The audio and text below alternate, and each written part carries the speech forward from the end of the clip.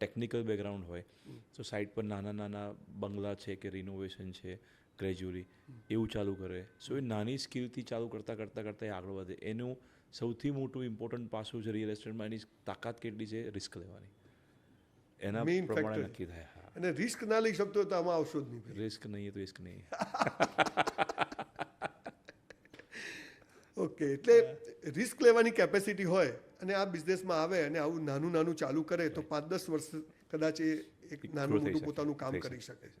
Okay, હવે એક બધા મને આવું બધા બહુ પૂછે કે સર તમે આખો દિવસ કરો છો શું?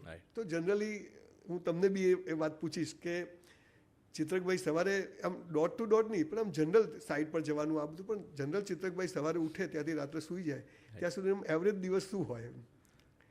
હું છે ને એને 2 ભાગમાં ડિવાઈડ કરું, 9 થી 9 અને 9 થી 9.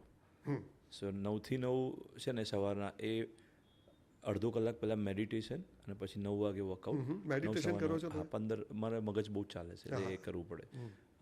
અને 9 વાગે પછી અડધો કલાક વર્કઆઉટ કરું 30 મિનિટ શાર્પ, અને પછી તૈયાર થઈ અને પછી ઓફિસ નીકળી જાઉં ગ્રેજ્યુઅલી. એટલે 10:30ની આસપાસ નીકળું ઓફિસ, પછી આખો દિવસ ઓફિસ, ત્યાંથી ઓફિસથી પાછું 9 વાગે પાછો આવું. 9 વાગે પાછો 1 કલાક વાઈફ અને સન જોડે ટાઈમ સ્પેન્ડ કરીએ અને પછી 10-10:30 વાગે વાઈફ અને સન પાછા પોતાના કામમાં લાગી જાય, જે બી એક્ટિવિટી